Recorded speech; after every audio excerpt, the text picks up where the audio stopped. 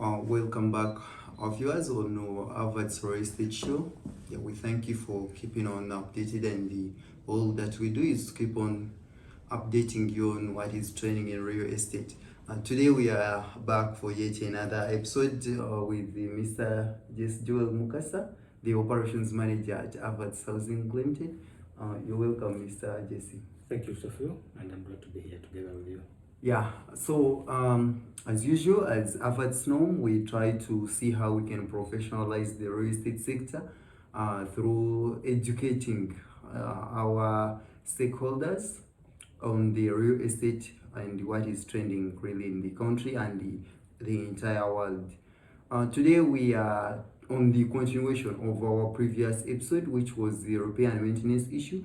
This time we are looking at dealing with utilities and service providers.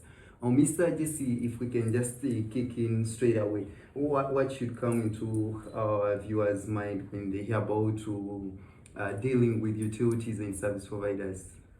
Well, thank you, and as I mentioned earlier on, I'm glad to be here with you to discuss such important issues when it comes to the real estate industry. For utilities and service providers, we usually look at the normal day-to-day running of the building or the property, because of course when you have a property, let me generalize it, real estate, you are assured of having utilities, that is water, electricity, internet, to mention very few.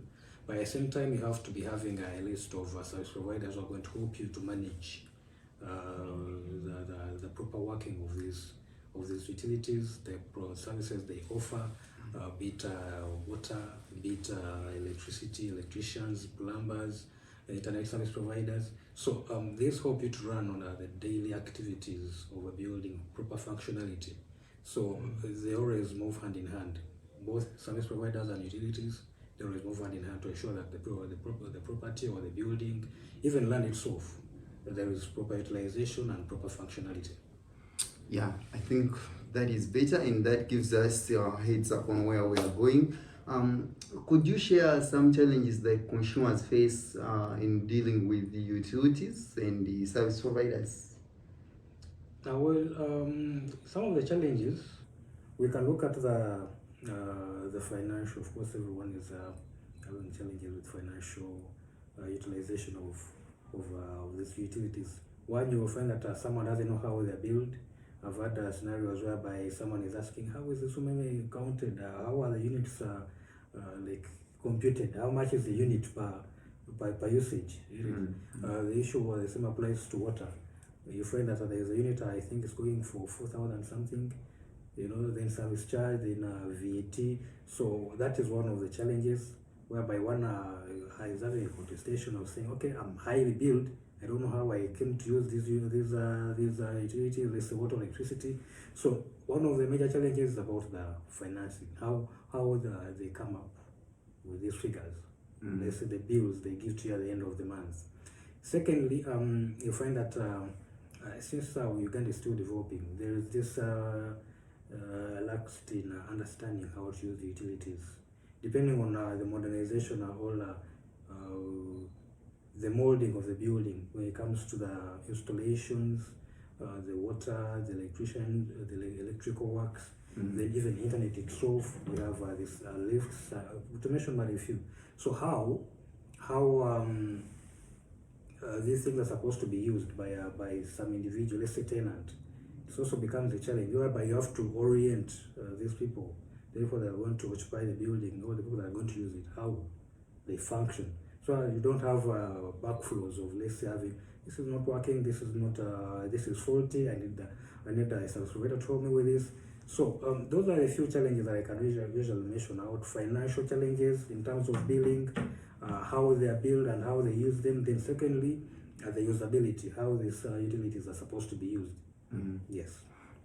Yes, thank you, Jesse. How can consumers ensure that they are getting fair and transparent billing from their service providers? If you can highlight.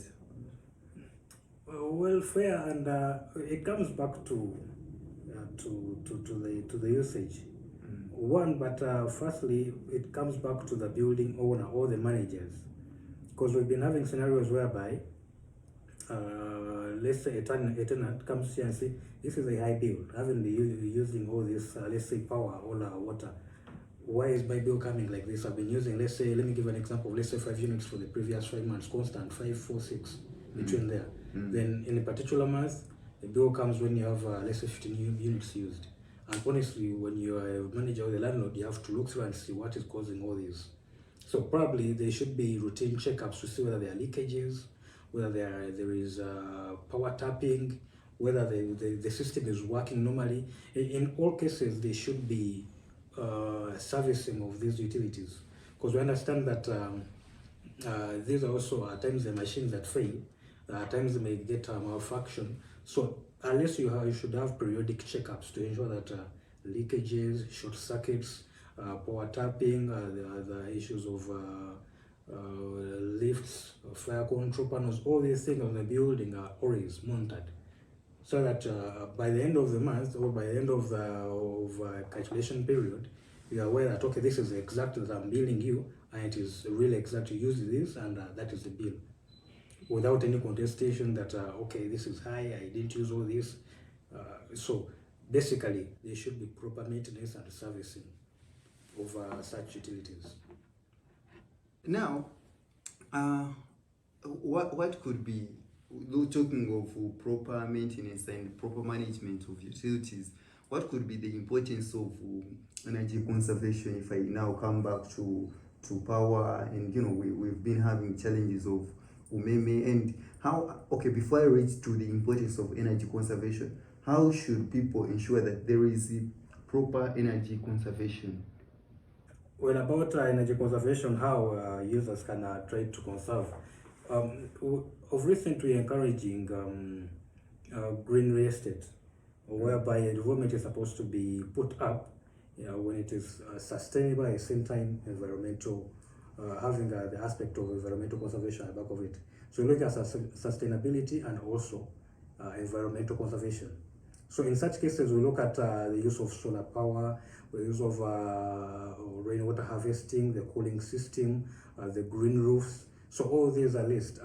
I would encourage developers at least to adapt this, whereby in case you're having, let's say, solar power, you are limiting the use of electricity. In case you're having a rainwater harvesting system, you're limiting the use of the national water, the piped water that comes with national water.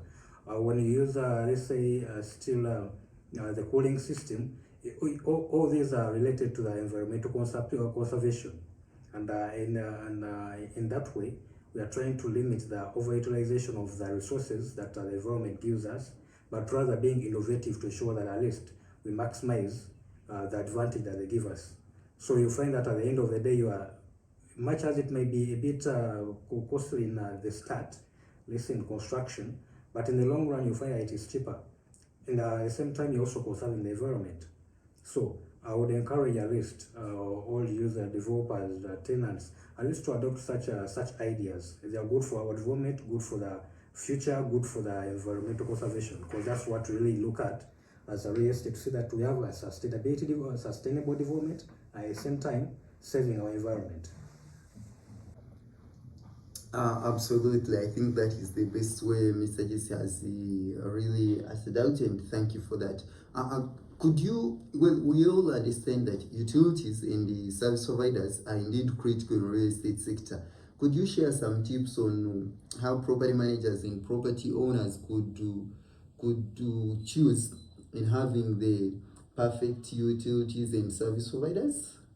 Well, about that, I would break it down into four steps that you can take. A property manager or a landlord can take. One, you should be knowing which particular kind of utility are you looking at. Is it services, let's say internet services?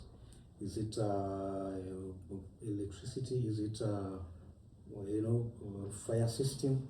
So first of all, look through your desired options and say, this is a particular service that I need.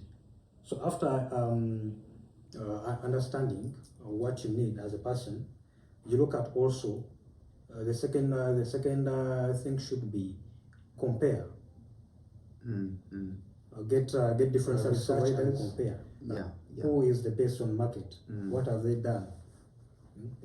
What is their scope of work? In which field are they dealing in specifically? You might find that there are those that are multitasking. There in electricity, there is plumbing, there in internet. So you have to see which service provider is specific to your desired cause. And then after that, after comparing and researching, seeing where the difference comes from different service providers, you ask for recommendations from colleagues or from partners in real estate or from still fellow, because at least there should be a connection. Plumbers are some are connected to electricians.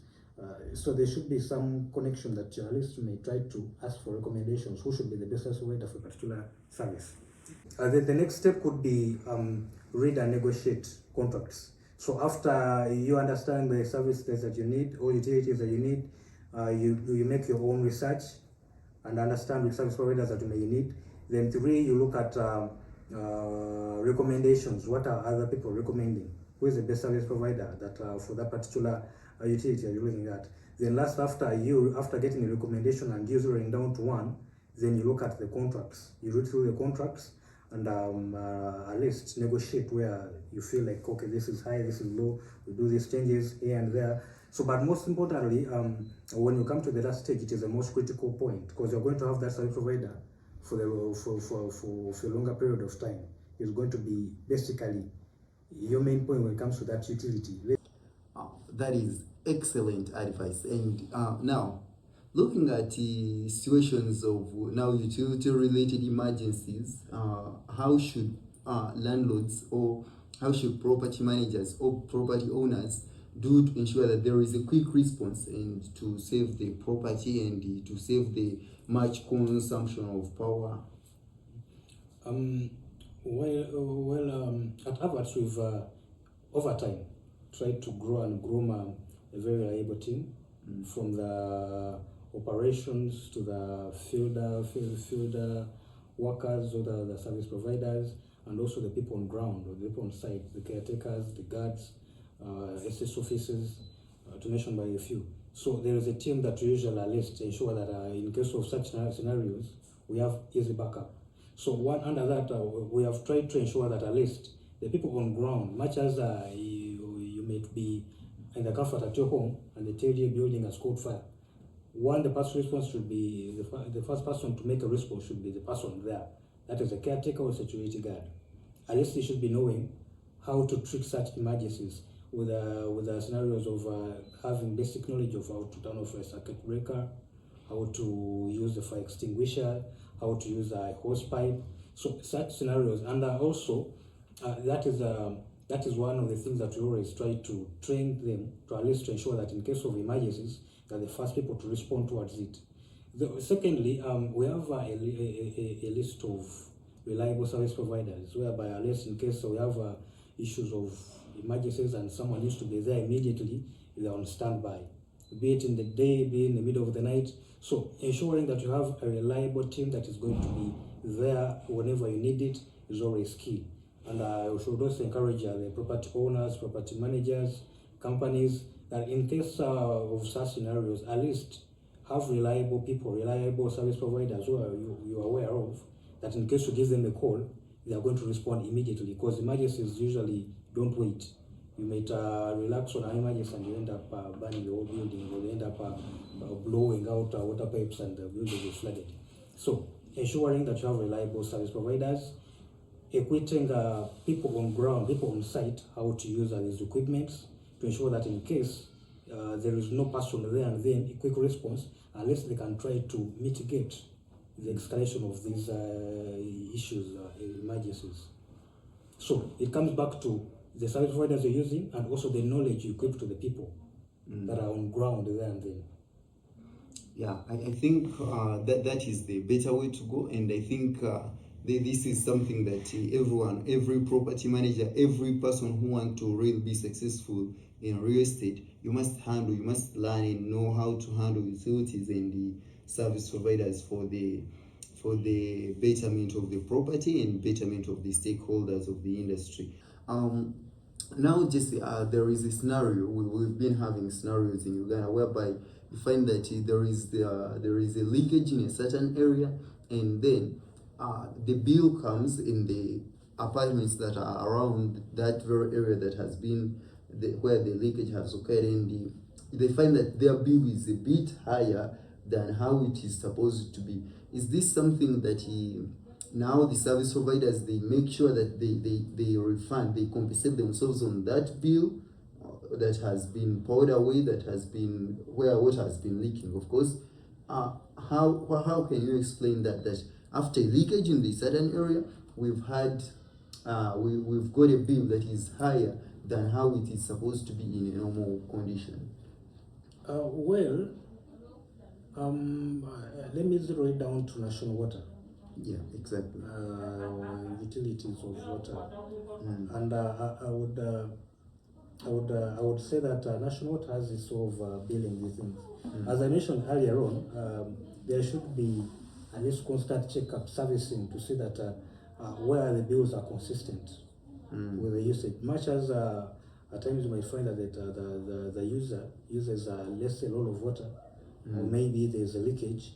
But of course, when you look at how the water is being used, before you even make a judgment that maybe there's a leakage, in case you find that everything is okay, you look at are there any leakages, are the tanks leaking, are the toilets leaking, are the pipes underground are leaking, to ensure that or at least when I come up with a judgment, it is proper judgment and not biased depending on the situation you're dealing with. Yeah. So first, national water has how it bills. I understand when the leakage is before the meter, that is always handled by national water. Yeah. And actually that leakage doesn't count on the consumer bill. I don't know whether it counts on national meter offices, but it doesn't count on the consumer bill. The only leakage that can count on the consumer bill when the leakage is after the meter. So a meter from the meter to the house, to the apartment, to the building, that's when the leakage starts counting, and that one's supposed to be paid by the occupant of that place, of the premises, not national water. So in that case, you should be able to understand any bill that may come up. Most of the cases should be paid by either the occupant of the premises, be it the tenant or the landlord, all because of usability, all because of a leakage. In case of a leakage, still that one can be shared between the landlord and the user and the tenant. Yeah. But in case it is a leakage that was brought out because of negligence or negligence of the tenant, definitely the tenant has to pay that. Exactly. And also I would encourage also the user, at least for those that are tenants, you make quick reports in case you realize that okay, your water bill is going high and it's a bit questionable. You run and make an alarm about it, that my water bill is going high, so that at least it is handled immediately as compared to waiting until you see that the thing is out of hand, the bill is overwhelming, and you don't know who is going to pay it, and you start having scuffles there and there. So at least I would encourage at least to have proper inspection, servicing, and also assessments to ensure that everything is in the right way. In the right way. Yeah. Really, we are coming to the close of this session, and really, I just want to thank you, Jesse, for your such an insightful presentation. Really, we all understand that dealing with utilities and service providers is really a multifaceted aspect in real estate management. Your expertise is really invaluable, and I really want to ask you to say maybe if you have those last words that you can put across. Well, I would like to thank AVATS Housing for such platforms whereby we pass off information. I understand the real estate is not the one that's having a lot of information to the community, but if at all we have such platforms that are going to help us to pass on this information, this knowledge to the society, at least it will help to shape the real estate industry, the residential real estate, the commercial, so that people come in, because these are part of life. Of course, as a human being, you want to have the right to stay. In case of offices, you have to be stationed somewhere. So how you utilize these facilities is always key. And also I would like to thank you for his looking out for me to have such information shared out to the community. And also to our viewers, thank you so much for his flowing through, getting, we always looking forward for your feedback, positive, negative, at least it all about shape our discussions when it comes to real estate. Yeah, sure. That is him. That is Joel Mukasa, the operations manager at Avats that we've been with today's session. And thank you for all our viewers and for your time. Yeah, really, I would really have to put this across that, real estate is something that you would try to put in place to ensure that you have a peace of mind, like your finances are coming through, and you may not have to go through all these hassles and dealing with utilities service providers, going to Meme, dealing with plumbers and electricians.